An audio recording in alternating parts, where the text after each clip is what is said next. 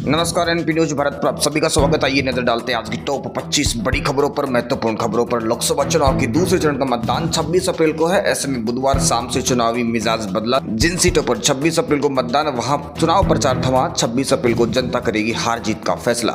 P Chidambaram के CAA हटाने वाले बयान पर अमित शाह का पलटवार। कहा, भाजपा अपने सिद्धांतों पर अटल है, नरेंद्र मोदी की नीतियां स्पष्ट हैं। मैं देश के लोगों को आश्वस्त करता हूं कि सीएए रहेगा और तीनों आपराधिक कानून भी लागू होंगे। छत्तीसगढ़ में पीएम नरेंद्र मोदी ने कहा कि इंडी गठबंधन को दिया आपका वोट केंद्र में सरकार नहीं बना सकता। भाजपा एनडीए को दिया आपका वोट विकसित भारत बनाएगा। इसलिए हर बूथ पर कमल खिलाना है, फिर से भाजपा सरकार बनाना है।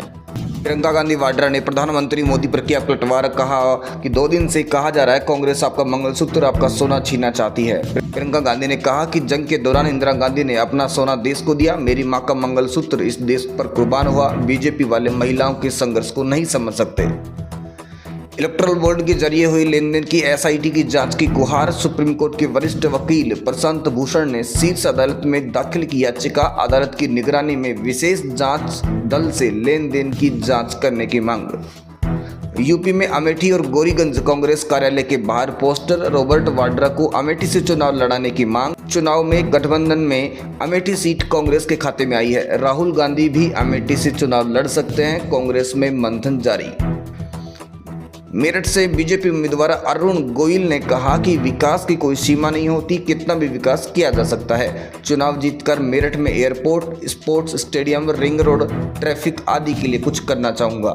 रियल एस्टेट से जुड़े तुलसियानी ग्रुप के कई ठिकानों पर ईडी का छापा। लखनऊ, प्रयागराज, नोएडा और गुरुग्राम में ईडी की कई टीमें लगातार कर रही जांच। तुलसियानी ग्रुप पर बैंक और निवेशकों के 30 करोड़ से ज्यादा की रकम हड़पने का आरोप है। उत्तर प्रदेश के लोकसभा चुनाव में सबसे ज्यादा चर्चा कैसरगंज से सांसद ब्रजभूषण शरण की टिकट को लेकर हो रही है। महिला पहलवानों के यौन शोषण को लेकर घिरे ब्रजभूषण को क्या एक बार फिर भाजपा टिकट देगी? ब्रजभूषण ने कहा, मैं भी हूं एक दावेदार, लेकिन फैसला पार्टी करेगी।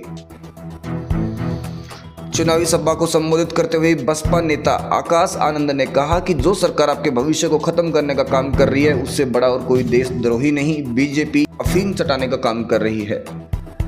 चिलचिलाती धूप में हेमा मालिनी का रोड शो। मथुरा की सड़कों से गुजरा काफिला, मांगे वोट। चुनाव प्रचार के अंतिम दिन हेमा मालिनी ने बहाया पसीना, जीत के लिए पूरी ताकत झोंकी।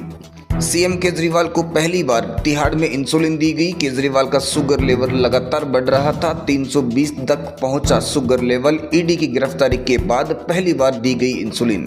दिल्ली सरकार में 3 बार मंत्री रहे राजकुमार चौहान ने कांग्रेस से दिया इस्तीफा। पश्चिमी दिल्ली टिकट के थे दावेदार, लेकिन उन्हें टिकट नहीं मिला। प्रदेश प्रभारी दीपक बाबरिया ने बैठक में की थी अभद्रता, जिससे आहत होकर चौहान ने कांग्रेस पार्टी से दिया इस्तीफा।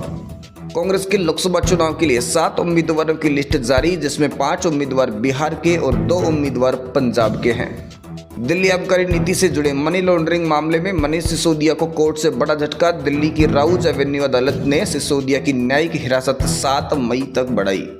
लोकसभा अध्यक्ष और राजस्थान की hot seat Kota Lok Sabha seat से भाजपा के उम्मीदवार ओम बिरला ने कहा, प्रधानमंत्री की नीतियां स्पष्ट हैं, संविधान में परिवर्तन नहीं किया जा सकता।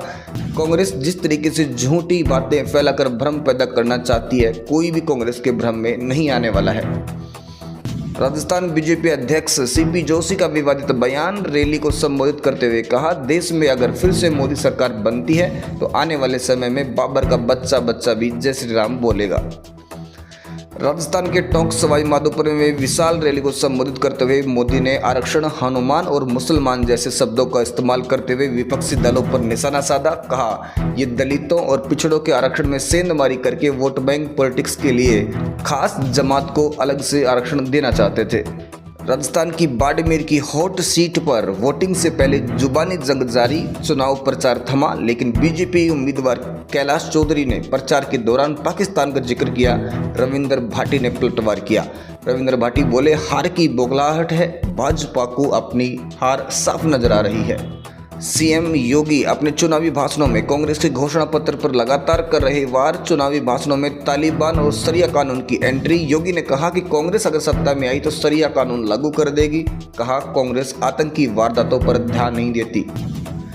अखिलेश का भाजपा पर बड़ा हमला, कहा जिस तरीके से पहले चरण के बाद भाजपा के सुर बदले हैं, अखबारों में उनके स्टेटमेंट आए हैं, पता चलने लगा है पहले चरण के रुझान आने लगे हैं। जो एनडीए चिल्ला रहे थे, अब उनका सूपड़ा साफ है।